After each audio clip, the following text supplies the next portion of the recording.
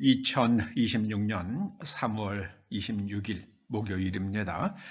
오늘 창세기 강해 58번째 꼭지는 창세기 13장 5절에서 9절까지의 말씀입니다. 먼저 말씀을 함께 봉독하십니다.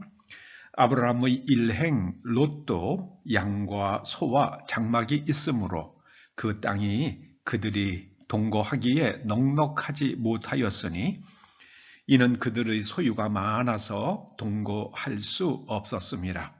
그러므로 아브라함의 가축의 목자와 롯의 가축의 목자가 서로 다투고 또 가나안 사람과 브리스 사람도 그 땅에 거주하였는지라. 아브라함이 롯에게 이르되 우리는 한 친족이라 나나 너나 내 목자나 네 목자나 서로 다투게 하지 말자. 네 앞에 온 땅이 있지 아니하냐. 나를 떠나가라. 네가 좌하면 나는 우하고 네가 우하면 나는 좌하리라. 아멘.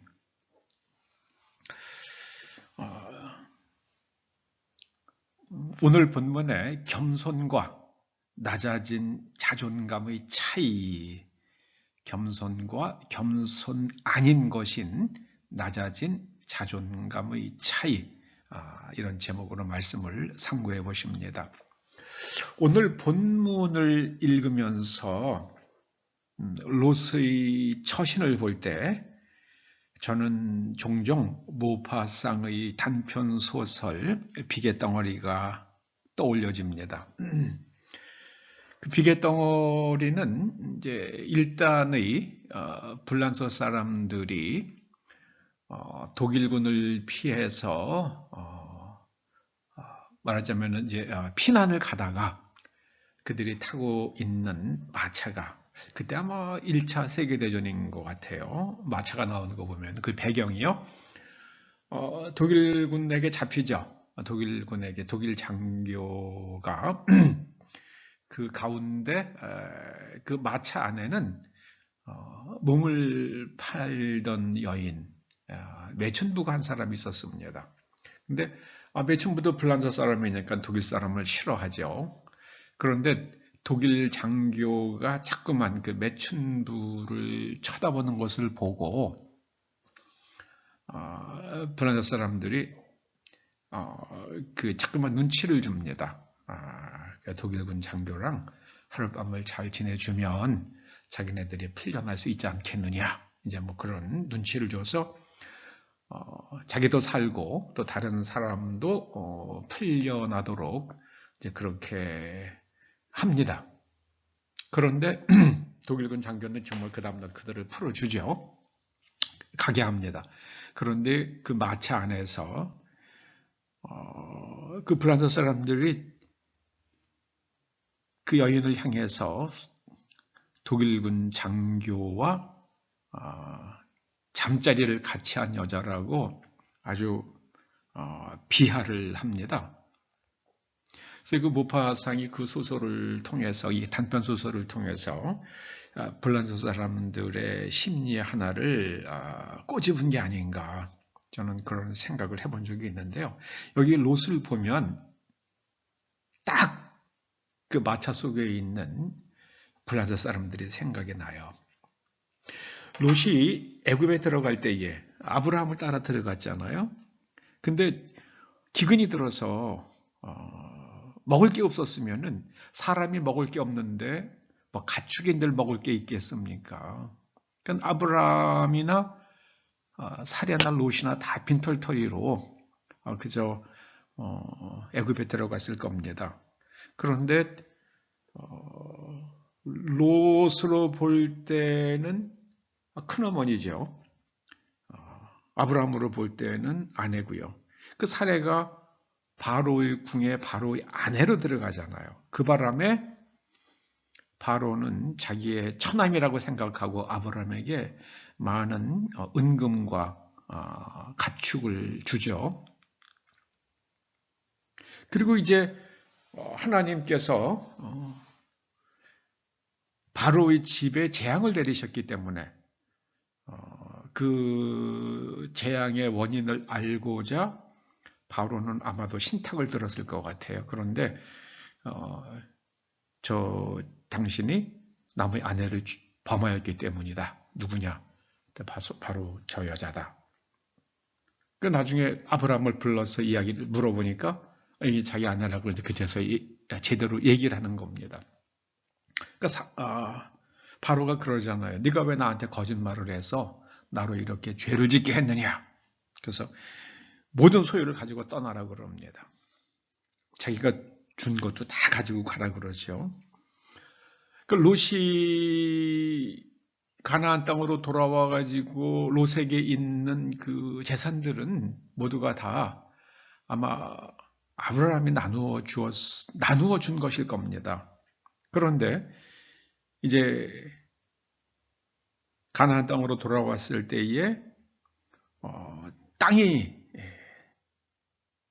그 가축이 많고 그래서 그 땅이 그 가축을 수용하기에는 좀 부족했던 겁니다. 면적이. 그래서 아브라함의 가축을 치는 그 양치기들과 롯의 가축을 치는 양치기들 사이에 자꾸만 이제 충돌이 일어난 거예요. 물을 먹인다거나 먼저 좋은 풀 있는 곳으로 데려갈 때에 서로 다툼이 일어날 수 있었겠죠. 그때 아브라함이 롯에게 말합니다. 우리는 이제 다 한 친족 아니냐? 그러니까 나는 네가 갈등할 것도 없고 또 나의 양치기들이나 너의 양치기가 서로 다투게 하지 말자. 자, 우리 앞에 온 땅이 있지 아니야. 그러니까 나를 떠나가라. 네가 왼쪽으로 가면 나는 오른쪽으로 가고 네가 오른쪽으로 가면 나는 왼쪽으로 가겠다. 여기서 롯의 심보가 드러나죠. 롯이 만약에 자기의 큰아버지인 아브라함이 그렇게 이야기하면은 아닙니다. 먼저 큰아버님이 정하십시오. 그런데 그 다음 본문에 보면은 롯이 냉큼 소돔과 고모라 쪽을 택해서 가잖아요. 왜냐하면 그곳이 마치 뭐 같았습니까? 여호와의 동산 같고 애굽의 땅과 같이 기름지고 양들에게 먹일 풀들이 넉넉했기 때문에 그랬겠죠. 그러니까 좋은 곳을, 경제적으로 굉장히 좋은 곳을 택해서 롯이 갑니다. 참 괘씸하잖아요. 지가 조카인 처지에 또 그런 큰아버지께서 재산을 나누어 주셔서 그렇게 된 거라 그러면은 롯은 아닙니다. 제 불찰입니다. 제가 제 양치기들을 잘 단속하겠습니다. 큰아버님의 마음을 상하게 해드려서 죄송합니다. 이렇게 해야 되는데요. 롯이 아브라함 앞에서 뻔뻔해요. 왜 그랬겠습니까?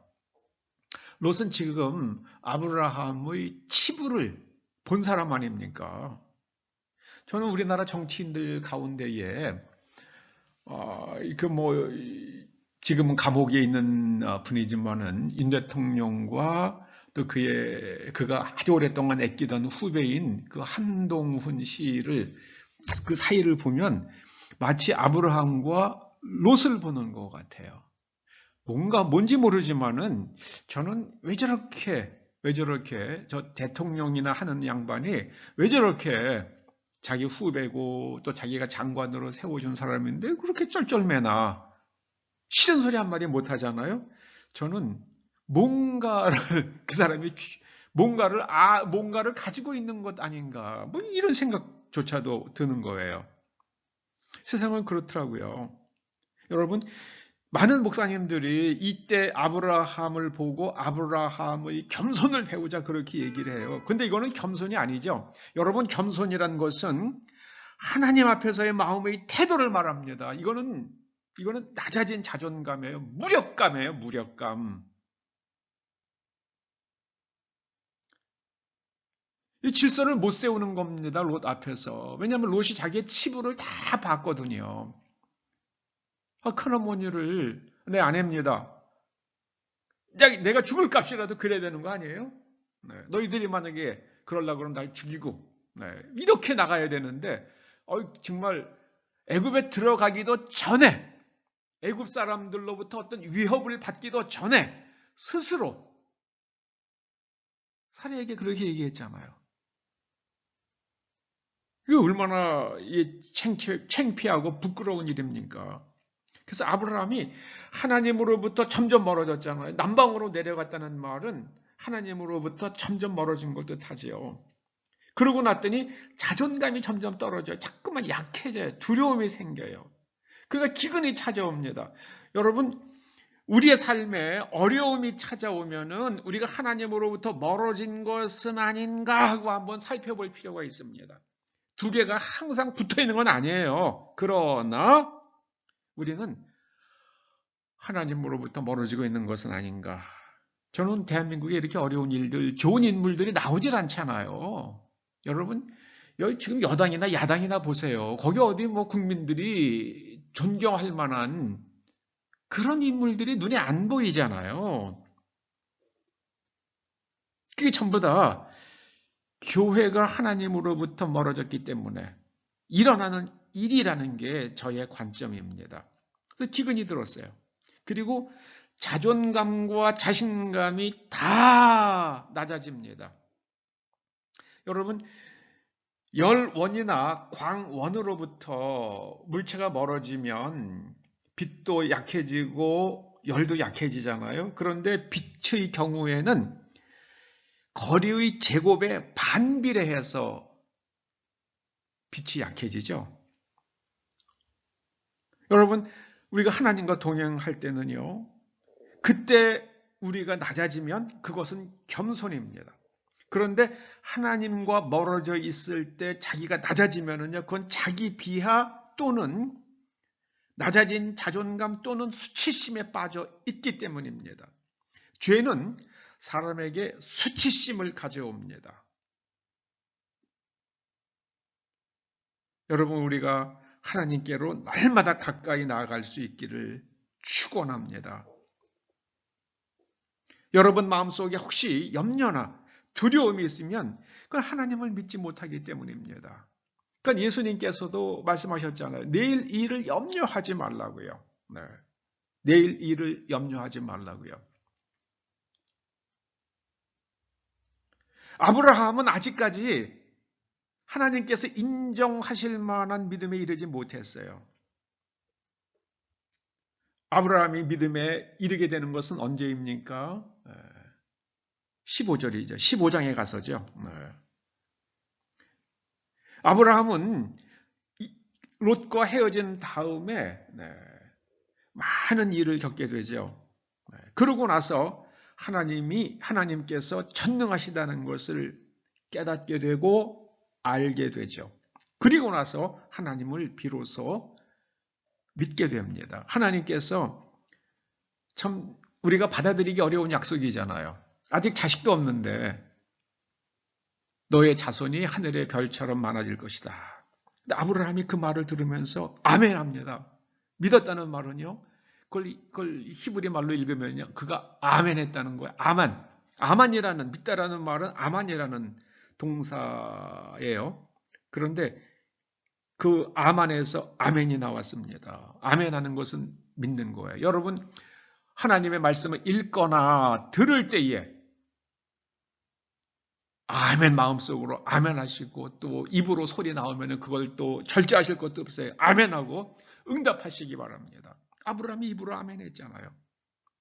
입으로 시인해서 구원에 이른다는 말씀이 입으로 아멘하는 거예요. 입으로 아멘하는 겁니다.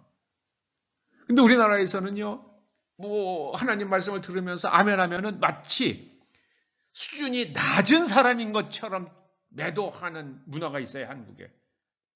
한국 기독교에 분명히 그런 문화가 있죠. 아닙니다. 아브라함이 아멘했어요. 그리고 하나님께서 그것을 의로 여겨주셨습니다. 여러분 입으로 성경 말씀을 읽으면서도 아멘하시고 또 하나님의 은혜를 깨달았을 때 여러분의 입으로 선포하면서 아멘하시고 하나님의 말씀을 들을 때에도 그것을 믿으시고 입으로 시인하시기 바랍니다. 하나님께 가까이 나아갈수록요, 우리의 마음은 점점 낮아지고요. 하나님 앞에 겸손은 하나님 앞에 나아가는 사람의 마음의 태도입니다. 사람 앞에서는요, 너무 굽실굽실 걸릴 필요 없어요. 당당하셔야 됩니다. 당당하셔야 돼요. 기도하시죠. 아버지 하나님, 저희가 하나님 앞에서 겸손하고 사람 앞에서 당당하게 살아갈 수 있도록 기름 부어 주시옵소서. 예수님의 이름으로 기도드립니다. 아멘.